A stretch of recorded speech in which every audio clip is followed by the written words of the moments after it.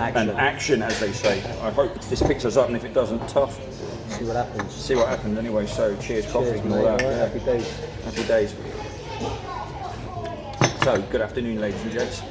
It is 3:10 in the afternoon here, UK time. We went down to the town hall in Bournemouth with my mate Alan here, who we've actually known each other for a little while on and off for other reasons. And then we came across each other because we're sort of on the same page when it comes to things that we enjoy talking about in our community, especially the things that are being talked about a lot at the moment, the whole COVID nonsense and everything, all those implications that are attached with it, nonsense. Yeah. So we went down to the town hall in Bournemouth today, and to our surprise and dismay, there was no one really there apart from two ladies. No, it was lucky we seen them because they didn't look, I say the type, but very, very, they look like school teachers, and they were school teachers, funny enough. They were indeed. Later on, like, in their 60s, and yeah, very surprised that they were like, oh, are you here for the protest? And I was like, yeah, I am actually. But they were very knowledgeable, which was surprising. They were knowledgeable, yeah. Really clued up. So yeah, only two people. Only two people, horrible weather, nice and English. But of course today there's an event down in London, which that kind of made sense. And this happened to me last time, a few weeks ago. I went down to town hall as well, and there was only about two people there. But today there was no one there apart from the two ladies. But it doesn't stop us talking about stuff. Nope. And so on the way back, finding a nice cafe like this, where we can talk in peace, we were talking about the nonsensical behaviour of people, and and all the implications thereof, and talking about the face mask wearing obviously is one of the main features of this whole event. Alan, what's your take on it? I mean, we spoke about it on the way. What about here, the mask wear? About the mask wear and about what that kind of means for you symbolically. It's not just about wearing the mask, is it? It's more to it than that.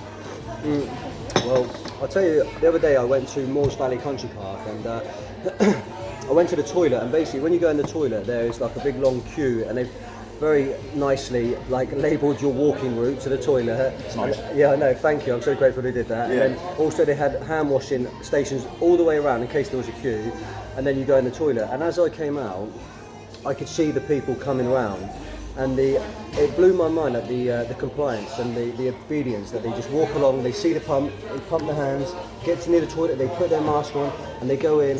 And I just think it was just complete automatic behaviour, and I just think this is what's happening. People are getting conditioned to go along and do this stuff, and you see it everywhere now. Like, I mean, a few months ago it was just to go down the shop, and people say it's only quickly in and out, and now it's becoming like you have to wear it to go in a restaurant, to move 4 feet. Like you literally walk in a restaurant, put your mask on, to walk to a table which is over there, and then you sit down and you can take it off. And then also you go to like McDonald's, and there's all these nuts rules. Like the man will lean out the McDonald's window on a tray, and you say, why is it on a tray? Well, because of COVID. And you're like, well, who packs my food? Who cooks my food? Like, it doesn't make any sense, these stupid rules that are going on. And it's just all of the whole thing doesn't make sense. But the mask thing, to me, is a symbol. Like, you do it and you're complying, and most people don't even agree with it. Because like, the reason I know that personally is because the day before it became mandatory, 90% of people weren't wearing a mask, were they? Mm-hmm. And then the second it became mandatory, they all wore it. And that just shows me they weren't doing it because they were, out of choice, were deciding that I feel for my own safety that's a good idea to wear a mask. They were doing it because the government changed the rules, and then they went along with it. And it's the same like in Cyprus. We were just talking that my fiance's mum has just moved to Cyprus, and they only had to wear a mask in the shop. They didn't have to wear it to go in a restaurant or nothing like that. But overnight, 2 days ago, they've just changed the rules where you literally have to wear a mask when you leave your house. And that just makes no sense. You could live on your own, miles away from anyone, and decide you want to walk down the beach, and there'll be still people who put it on and walk down the beach, even though completely on their own, because they're told to do it. And I just think that blows my mind. There's no question from anyone, they just comply, and then where does that lead to? It's interesting, and there's a lot of misinformation around it as well. I listened to a show a couple of nights ago on Mark Sargent's channel, and he was invited on a show with two other people. And right towards the end of the show, it was mainly a flat earth show, but right towards the end they were talking about the COVID thing. And one of the co-hosts was quizzing him on his opinion on the COVID and all that sort of stuff. And then he was suggesting that he knew what was going on in India, knew what was going on in Brazil, knew what was going on in Europe. This is the host, not Mark Sargent. Mark Sargent was sitting there going, well, I'm not too sure about that. How would you know that? Yeah. Which is the right question to ask. How would you know? Have you been to India? It's a good question, yeah. Anyway, and this guy was talking about how he knew what was going on in Europe, and I actually put a comment underneath the video on YouTube because Europe is quite interesting because each country is doing it individually. Like Sweden, for example, there was no lockdown at all. Yeah.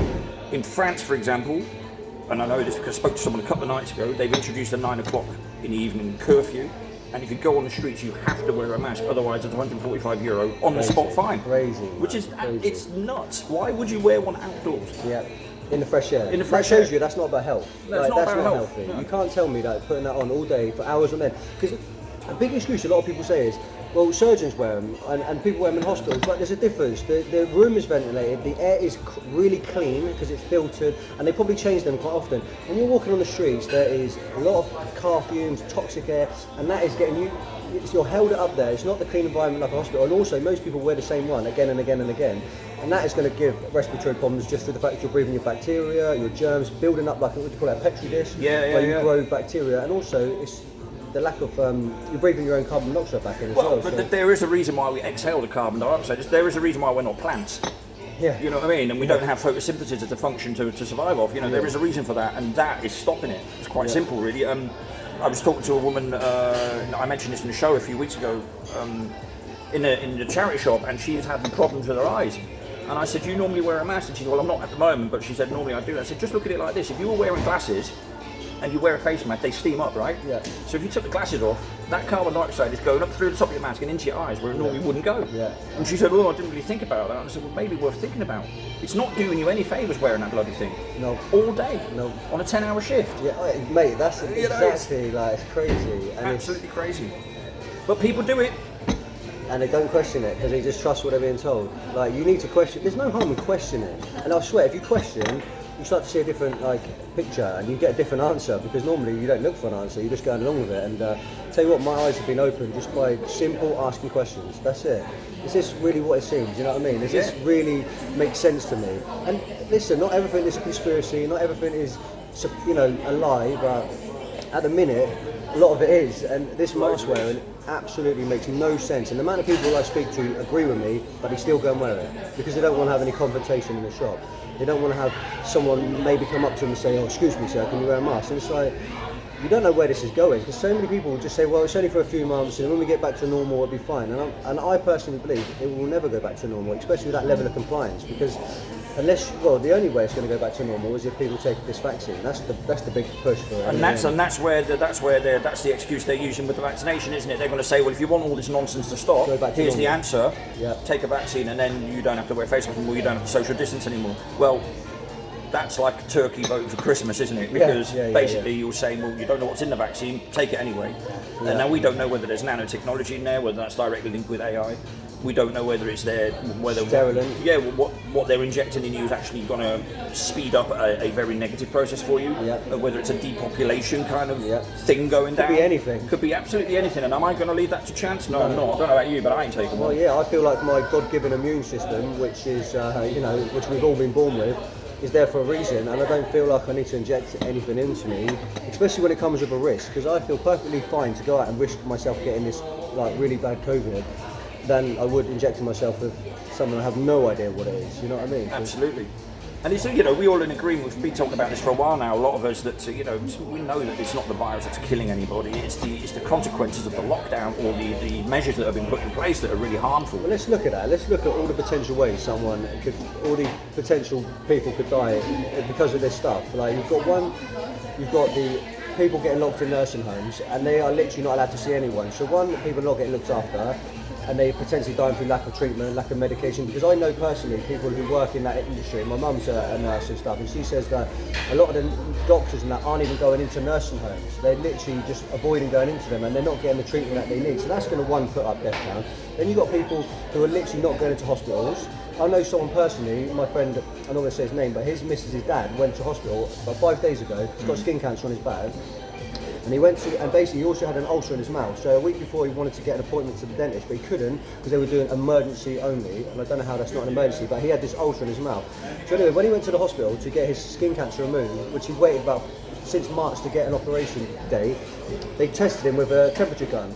And they put it on his head and tested it, and he was just over the limit of the temperature. And he said, look, the reason is I feel ill because I've got this ulcer in my mouth which I can't get treated.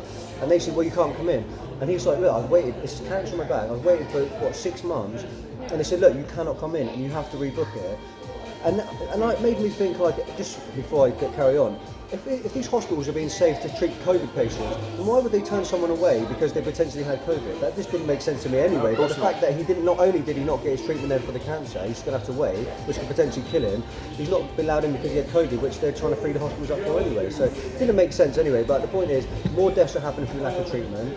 There's a woman that I've heard an interview with, and she said she worked on what's the non-emergency line, but it's still like, is it 112? What? Oh God, it's 111 or 111 or something. Yeah. She worked on that line, and she said she would have people ringing up, a lot of elderly who were clearly having symptoms of a heart attack, and she was begging them to go to the hospital or come and get picked up through the emergency services, and they were literally refusing to go down to hospital because they were so scared of getting COVID, but they were literally having a heart attack.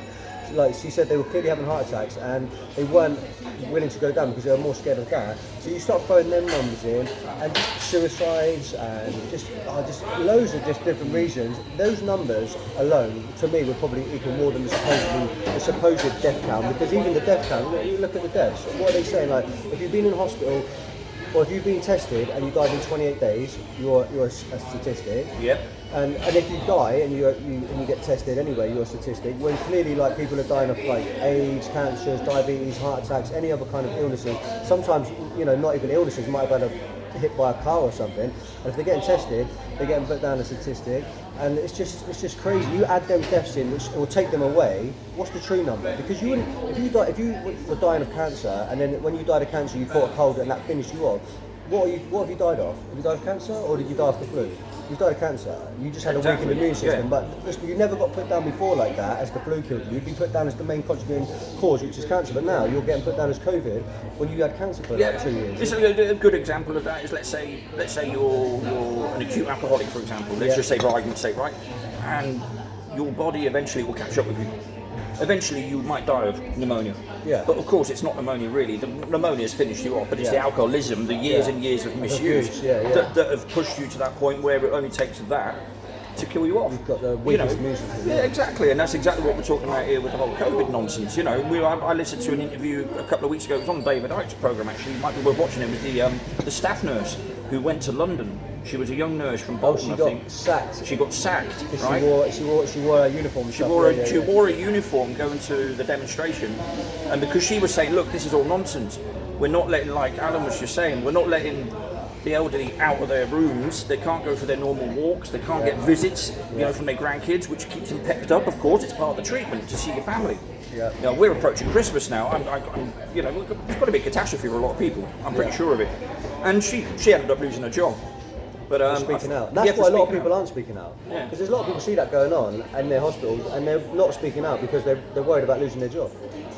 And that's one of the reasons why people go, well, people will be talking about it, the nurses will be saying this and that, and the reason is most people just are too afraid to speak up. People don't want the hassle, they just want to get on and hopefully everything will go back to normal. But that's an argument I never bought, it's like, well, if it was a problem then lots more people would be talking about it. Well, no, actually that's not realistic at all. A lot of people are more worried about covering their mortgages. They're cowards. And they're making sure that they're not on the wrong end of peer pressure, that they don't get ridiculed from within the family or from their circle of friends or their work colleagues and all that sort of stuff. 100%. So, all these pressures that we have in everyday society, a lot of it thanks to social media, by the way. A lot of this lockdown as well is causing massive issues. It's forcing people to do a lot of this sort of stuff. So it's diluting the normal social interactions that we would have. You know what I mean? Yeah, exactly. It's distancing everybody from each other and all that. That's right. Yeah, exactly. You're not having people meeting up and discussing this stuff like they could have done, a year ago. Like you have to. Yeah, there's so little interaction with people now. Yeah. The rule of six. The rule of six is crazy, right? I've got a pub just down the road. There's a place called Maroy's. It used to be called Baxter's, just next to where I live, right? Christchurch Road. And they're not allowed to gather more than 6 people outside the door to have a smoke. And yet, when you look in the pub, there's about 50 people in there. It's packed. No one's wearing a face mask. When you're on the street, they've got to wear a face mask and do that and smoke a cigarette. The police drive past. Think about that for your health as well. You're smoking, putting your mask on. I mean, it's nonsense. Terrible. And is it about health? Is it really about health? Because if it was, you wouldn't be told to do stuff which is clearly bad for your health. You wouldn't be told to not go outside. You wouldn't be told that you couldn't go and have connection with other people. You wouldn't be told, stuff that just doesn't make any sense if it was for your health. You know what I mean? And if it was a massive issue, you wouldn't have videos taken down off YouTube, for example. That is a clear indicator. That's a clear indicator. You're over the target, you're going to get flack, right? As the old saying goes. What are they scared of? It's misinformation. That's what they keep saying. Of course it is, yeah. Which is flipping over to terrorism now, isn't it? Yeah. You know, we're going to end up in Guantanamo, you and me, if we're not careful. I'm telling you, it's crazy. I don't even suit orange. You know what I mean? I'm more of a blue guy, but it's another story. But, mate, that's it. Like, when you're taking down people's opinions, when people say it's about the science, well, science is never conclusive. Science is a never done and dusted matter. You don't just go, oh, we've concluded this is science and that's it. Science is never ending. You're always reevaluating, you're always retesting it. There's always more peer testing to just determine what you're saying is true. And the fact that they're going, you can't talk about it, because there's many other scientists, many other doctors, many other people in that, you know, expertise who have complete opposing views to the very small amount of people the government are listening to, and they're not being allowed to be listened to, and they're getting taken down, and they're losing their jobs, and they've got more to lose, because these people, you've got to know who the government are listening to. You've got Chris Whitty or Valance, and Valance is a man he's a major shareholder in GSK. Is that conflict of interest? I think it is, but these people all have ties and all have some kind of connection to either the manufacturing companies, with Bill Gates, all these kind of things. They've always got connection. Well, these people are trying to share the truth. They've got everything to lose. They are losing their jobs. They haven't got any financial gain by exposing this stuff. But these other guys who everyone's who's listening to the government, they've all got financial incentives. But the people who are getting shut down don't. And I think to myself, like, these people are trying to share the truth at risk of their own, you know, well-being, really. And that just tells you, you know, like, who you're more likely to get the truth from. Someone who's got shares in, well, I don't know if it's GlaxoSmithKline, or some guy who's literally a prominent scientist but who's decided to break ranks to speak up about it. Yeah. And it's getting censored. To me, it just shows me, like, you know... It's absolutely crazy. And since when can someone say or suggest to me that the people who work for the BBC, the scientists, are more qualified than the people who don't work for the BBC? They've all got the same qualifications. So, you know, I've said this before now as well. If you go to a doctor and you get a diagnosis, wouldn't you get a second opinion? Of course you would. Yeah, especially when it affected the nation. Yeah. And it's literally to the point where it's ruining the economy. That alone is another big issue. Again, how many people... And again, this is what makes me think. If it really was about health, and it was for the greater good, you know, helping people, the amount of business, the economy was being so fucked, and it's going to get worse, why couldn't they, and the money that they paid out as well to all these businesses with furlough, surely it would have made more sense just to isolate the risk people, because they say, like, most of the deaths are coming from elderly, like over 70s. That's what they say. And if you're under that, you've got a really small chance. And when you're under 50, it's something like 0.001 or whatever. But why don't they put all the money in just to shielding the vulnerable and really looking after them and letting the whole world get on with their lives? Because it's not about that. If it was, they would definitely do that. Yeah. It's about eventually getting the whole world compliant, getting this, to me, that's where I think it's going. And it's already starting to roll out, is to getting a health certificate, so you can, so the pharmaceutical, you know, giants can end up profiting non-stop through these vaccination schedules, which you will literally have to have your record of. And eventually it's going to be, you can't do this, you can't do that, you can't come in this shop, you can't fly if you don't get it. And again, it's just more control, and eventually it's just going to more stepping stones to even further control. And in the meantime, cash will be taken out of society. And so you're going to be gone, once cash is gone, then that's it. You know, how do you speak up? Digital, that's it. You've had it. Oh, you shared a conspiracy theory. Cut your money off. Yeah, that's right. Yeah. Well, we had another conversation. You know, you go to the bank, they say, sorry, you've been flagged. Well, why is that? Well, we see you making comments on a YouTube channel. That is crazy, but that's real. Like, that's real. Going to happen. You know, China, it's already happening. The social credit system, you have a social credit score, and if you start doing stuff which is out of line, you lose your rating and that, and you can't do stuff like get on trains, travel, and stuff. Yeah. And another thing to do with this, like this cashless society, is once the whole economy is flattened, they're talking about bringing in a guaranteed income, which is going to be like just enough to survive on. But the rules for you to get this amazing kind gift of them to give you a guaranteed income is you need to have all this stuff they talk about. You have to be fully vaccinated, you have to be compliant to what their rules are, and eventually you are totally controlled, because if you don't follow their rules, their whatever they want you to do, you'll get your guaranteed income cut off. And what are you going to do? You're going to go and get a job? Well, you're not going to be able to get a job because there won't be any jobs, and that's the whole control system in a nutshell. Yeah, really. so your employer will be the government. Yeah, basically, and then you're in their hands totally. I mean, we already are, but that will be the final straw where you're literally, everything you do is then controlled by them then. Yeah. And that's it, done. Yeah. You know? Banks are already shutting down. I mean, nobody walks into a bank anymore. I mean, I don't really use a bank. It's all online now. No, yeah. You know, so, you know, corporate consolidation and all that sort of stuff is already well underway. More centralised power, isn't it? Yeah, absolutely. So that's where we're at really at the moment, and it's happening at a very speedy pace. Very quick. People aren't noticing it. A lot of people aren't noticing it, but I'm starting to see videos now online and things like that where it's not sounding very good at all. I can see how you can, anyone can feel very pessimistic and very, feel a bit beaten by this whole stuff that's going on. But I personally, whether what you believe or anyone else, I do think it's going to change. I think we're still going through the early stages of people starting to wake up and push back a little bit. And it's not enough yet, no way, but it's starting to happen. And I feel like once people see what's going on, and I was talking to this woman before who we've seen outside the town hall earlier, and I was saying it's like seeing one of them subliminal pictures where there's an image inside an image, and at first you can't really see it, and you can look and you can't see it, but once you see the image inside the image, every time you look at that picture, you see it, and you can't not see it. And I think that's what's happening. Once you're awake to what's going on, you are awake, and you cannot go back to sleep, and the numbers are only ever going to grow, and eventually we're going to hit a critical point where it's just like a snowball, they just get bigger and bigger. And I think you don't need 100% of the population, you need 5%, 10%. 10% is only, it seems small, but it's a lot of people.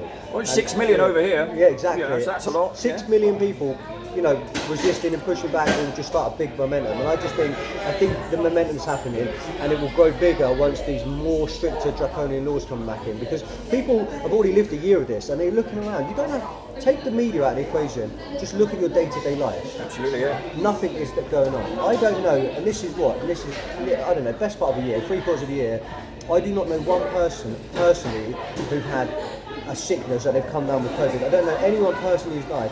And I've asked a lot of people, and yeah, there are some people who say, well, my auntie died or this and that. But when you get down to the bottom of it, there's nearly always, well, they were ill, they did have really bad diabetes, or they did have this. And even if that was true, even if these odd people were true, and they really were just straight up COVID, they were fine one minute, came down ill. It's so tiny amount of people. I mean, it's so hard that I don't even actually know anyone. That alone is making people genuinely just think, what are we doing? Like, I know it's not enough, but it will start to grow, and I think eventually when they start bringing in more stricter laws, like they're already doing, like in Wales and these local lockdowns where you can't buy essential stuff, which they're saying is clothes, and just stupid things. The more that comes on, and the more they start pushing it, I think that's just going to keep waking more people up, and that's where I feel optimistic. Yeah? That's my opinion. I feel it's going to change. And I'm not going to top that optimism because I'm more of a pessimist myself, Alan. You know, you have to have a pessimist and good cop, bad cop, and all that sort of stuff. But I think that's a good place to end the conversation. So, optimism for the future, believe in humanity, and hopefully it will work itself out on a natural basis, I suppose, spiritually, of course. Yes. Is that a fair comment? Yes, I agree. And just get on. Don't go along with what you're told. Always question. Absolutely. Always question. And on that questionable note, have a good weekend. Speak to you all soon. Out. Cheers, mate. Take care. Bye bye.